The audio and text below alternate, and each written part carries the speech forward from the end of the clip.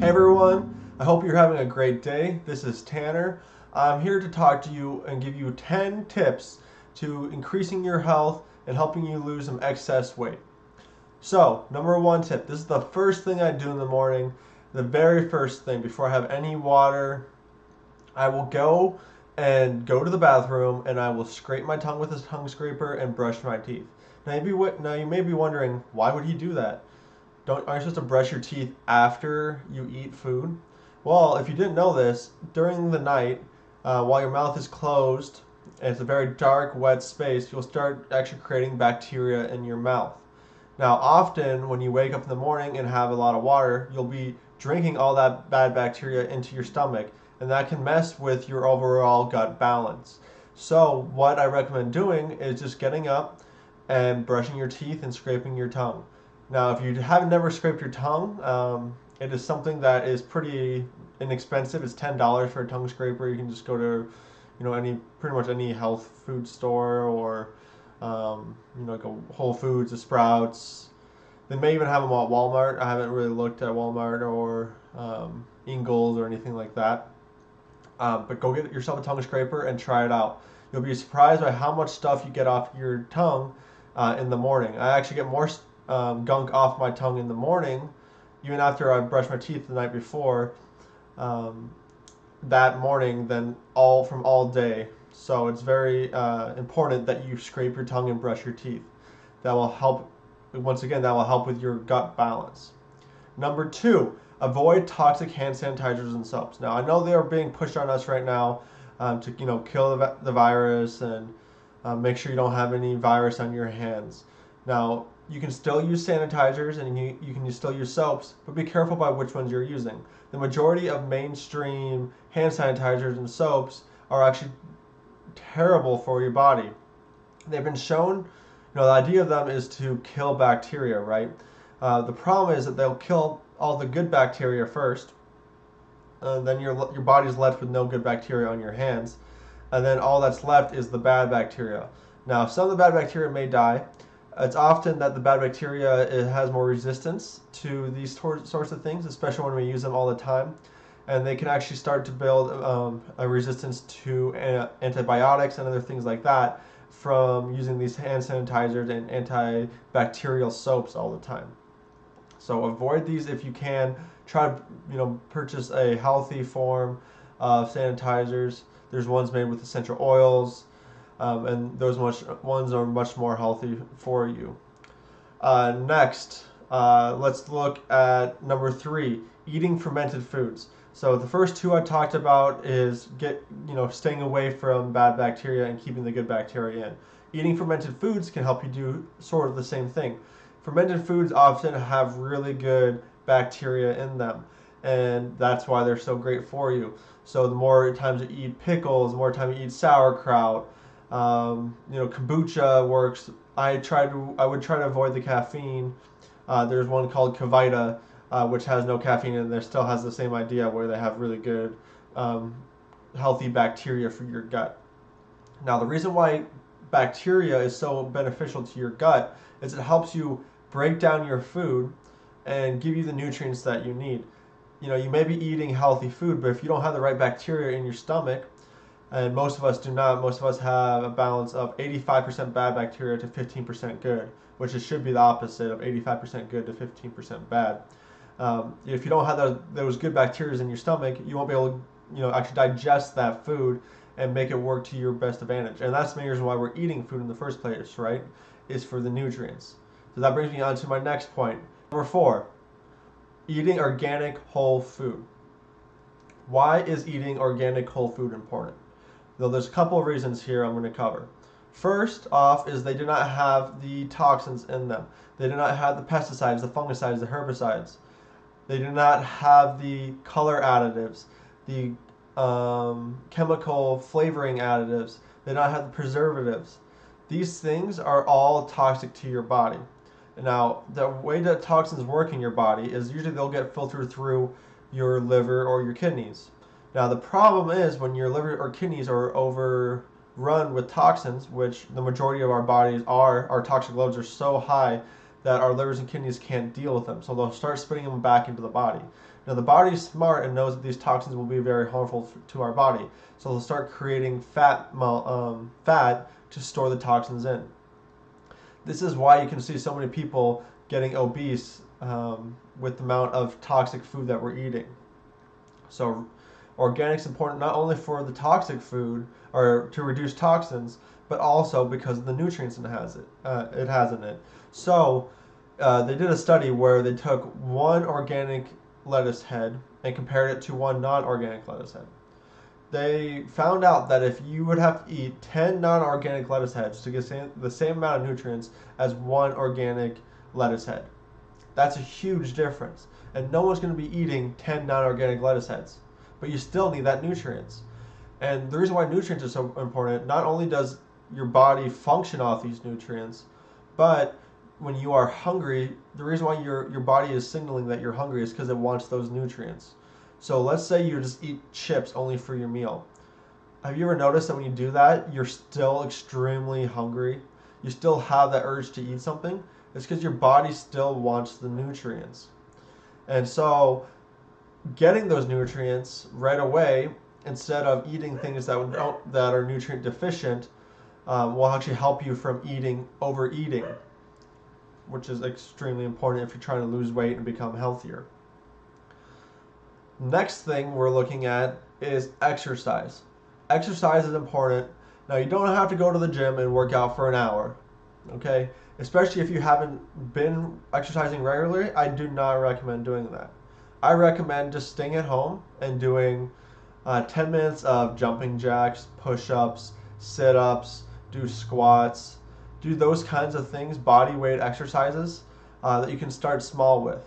And try to take a break every other day, and especially while you're first starting, because your body needs to work up to be able to start working out that often. Otherwise, you could be doing more harm than good. Next, let's look at getting sleep. Sleep is extremely important for your body. When you are sleeping, your body is healing and rejuvenating itself. It's doing all of its main work that it needs. So if you're getting less than 8 hours of sleep, you actually are hindering your body from doing its full amount of healing and repairing. Also, it's important to get restful, deep sleep. Now, what do I mean by this? Let's say you are maybe sleeping all 8 hours, but you're waking up constantly throughout the night, or you are waking up extremely tired still. That means you either needed more sleep or you did not get the right beneficial kinds of sleep. Now, exercise can help with that. If you work out, they did a study where they tested people's sleep patterns with working out during the day, in the morning and night. So they found out that people who worked out early in the morning compared to the afternoon or the night actually had better sleep that night. So try to work out early in the morning, and also cut out caffeine. If you're going to have caffeine, have it early in the morning before the afternoon. Caffeine has a half-life, so it takes a while for caffeine to get out of your body. And if you drink it in the afternoon, it's very likely it's going to be disrupting your sleep cycles. Another thing that can disrupt your sleep cycles is screen time. So if you're looking at your phone for the last hour before you go to bed, or on a computer screen, or watching that TV, that is actually going to inhibit your body from actually producing the right chemicals that need melatonin to be falling asleep. So, for the last 2-3 hours before you go to bed, is really important to let your body go into the sleep cycles. Start dimming the lights, use a candle, use a Himalayan pink salt lamp, use nice dim lights. Try avoiding the screens. If you're going to be using the screens, get blue block glasses, or use a blue light feature, blocking feature. And these things will help you actually help your body know that it's bedtime and start producing that melatonin so you can fall asleep. Next thing is water. Many times when people think they're hungry, they're actually just thirsty. A good thing you can do is, next time you think you're hungry in between meals, it's still important to eat the 3 meals a day. Sometimes people can get away with eating 2 meals a day if you're doing intermittent fasting, but if you do that, I really highly recommend you break your fast with something healthy. But the water is extremely important. So something I always thought for the longest time was that we have water or some kind of drink while we're eating. It's always pushed on us. You go to a restaurant, you go to McDonald's, you go to any fast food place, and they always offer you a drink. They always have water out on the table. And it's understandable that you might want something to cleanse your palate with.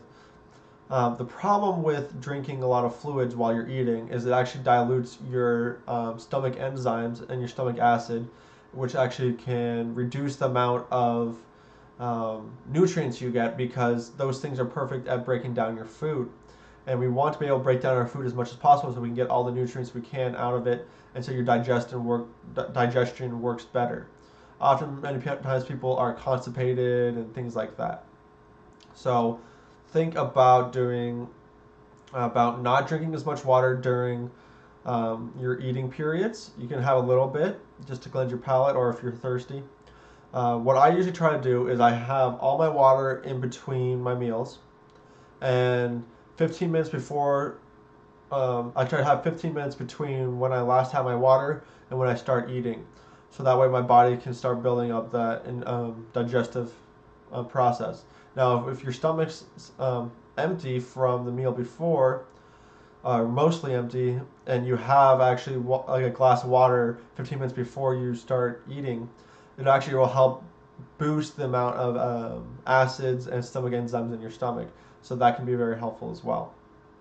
Now, also with water, you want to consider what kind of water you're drinking. If you're having bottled water, oftentimes the plastic leaches into the water, and that is toxic for you. Also, many bottled waters, they claim they're purified, but most of the time they're just glorified tap water.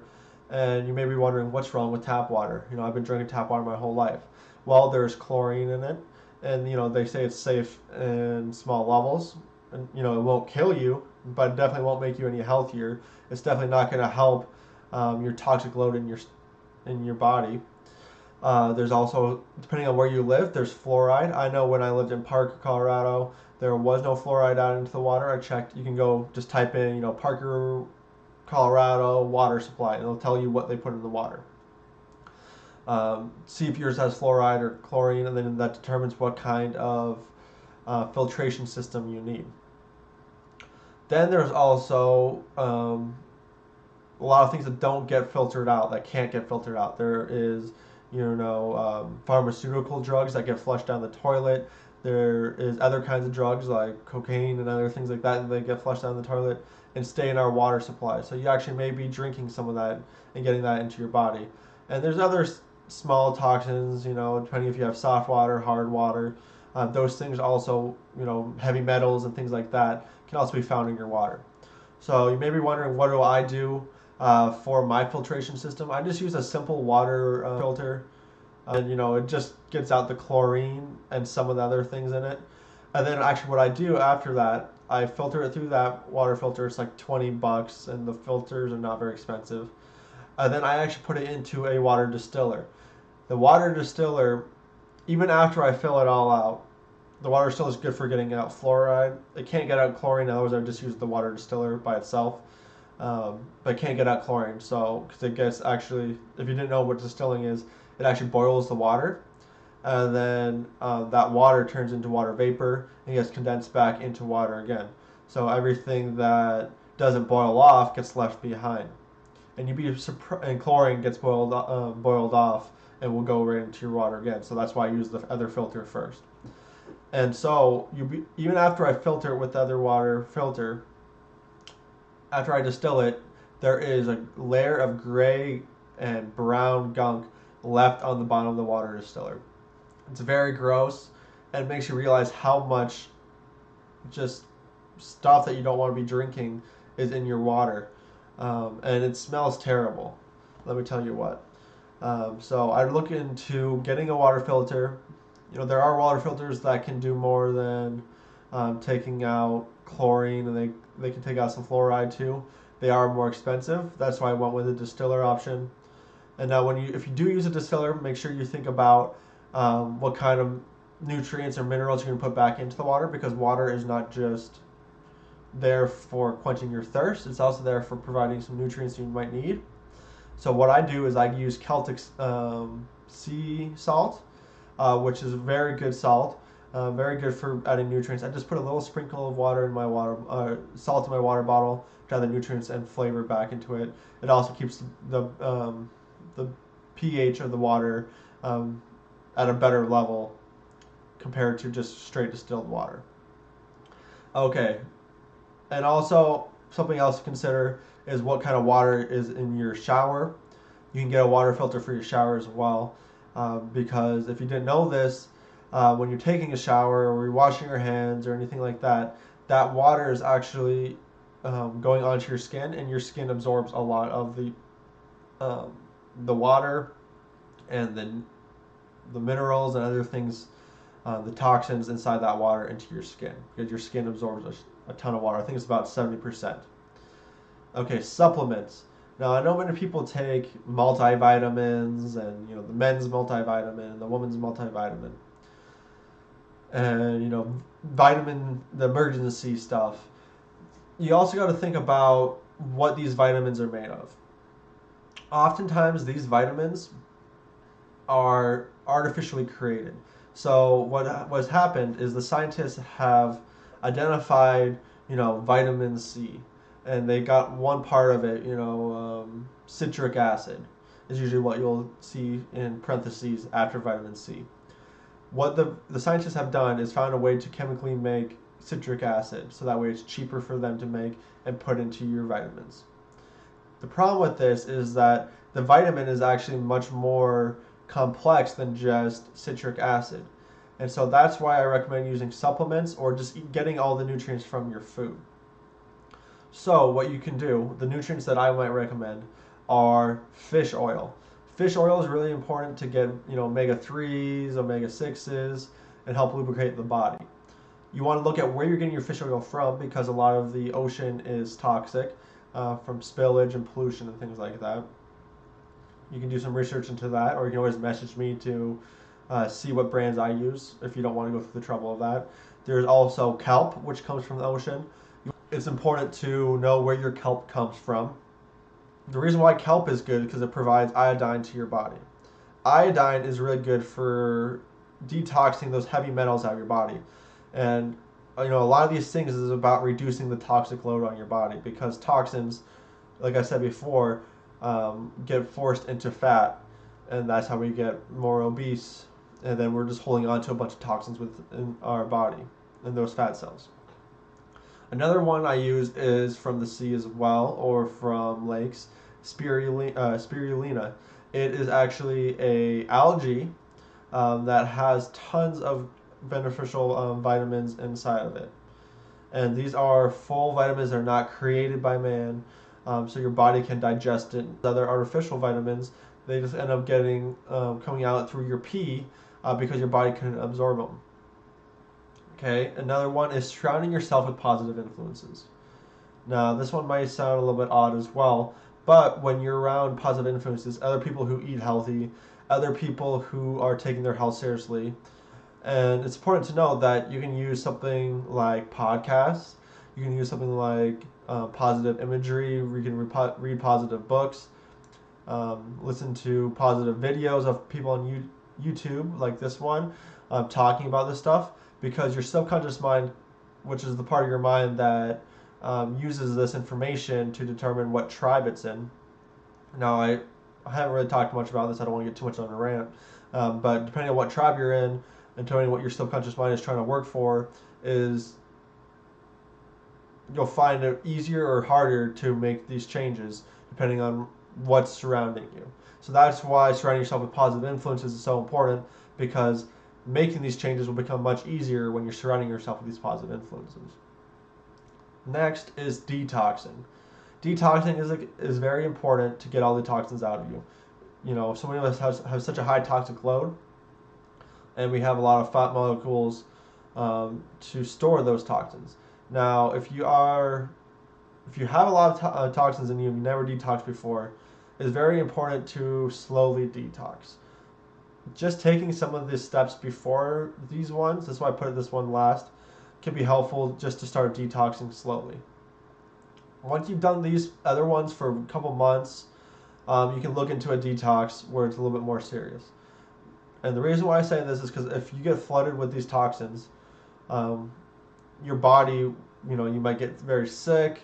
You might have some other negative influences. I know when I just went on a detox recently, I was detoxing very quick, much more than what was recommended on the detox product, but I knew my body could handle it. And so I actually started having some breathing problems, which I haven't had for a long time, because my body, that's the way my body was dealing with it. It was getting inflamed, using inflammation. Often, if you didn't know this about our bodies, they use inflammation to protect us from these toxins and protect us from negative things. So detoxing is important. Now, after you detox, and here's a little bonus one, is enemas. And I know many people, if you don't know what enemas are, you'll probably laugh once I tell you. Enemas is usually you have a bag with water in a tube, and you put that tube up your butt. Yes, up your butt. And it's important to use clean water for this, distilled water. Sometimes people use a certain kind of coffee that's meant for enemas. I've done that a couple of times as well. The reason why they use the coffee is it's really good at getting the toxins out of you. But for the first time, I would just recommend just doing normal, distilled water, and make sure it's like room temperature water with the enema.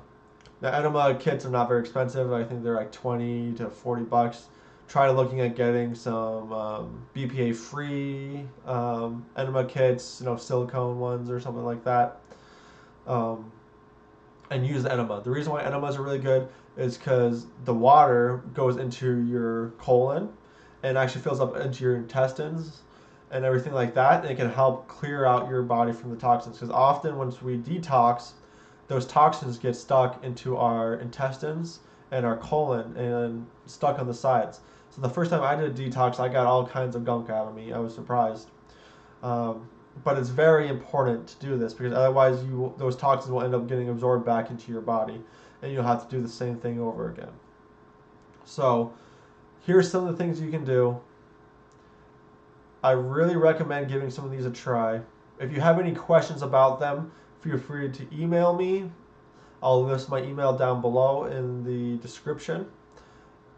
Or feel free just to check out my website. I have many other posts about this subject, about health eating and taking positive, healthy actions for your day and making it a lifestyle instead of just, one action. And remember to be consistent. You don't have to do all these things at once. Start slow and work them into your routine. If you take too many of these actions at once, you might find a great resistance to it. And what you want is consistency. So start one, adopt into your lifestyle, and then work on the next one and keep those going and going and going until eventually you're just living that healthier lifestyle. And if you're still finding troubles making those changes, if you really tried doing some of these things and you found great resistance to it, you found yourself sabotaging your progress, I have an upcoming self-sabotage seminar coming on January 23rd at 10 o'clock a.m. Mountain Time. That's 11 o'clock a.m. Central Time and 12 o'clock p.m. Eastern Time. So if you are interested in making positive changes and finding out why we self-sabotage and understanding the subconscious brain, which I mentioned a little bit before in this video, then this seminar would be perfect for you. Email me to get on that list and get the Zoom invite. And please let me know if you won't be able to make it and you still want to see it. I will be able to send you out a recording afterwards. Anyways, thanks for listening. Those are my 10 health tips to becoming a healthier person overall and on losing the excess weight. Thanks, guys, and have a great day.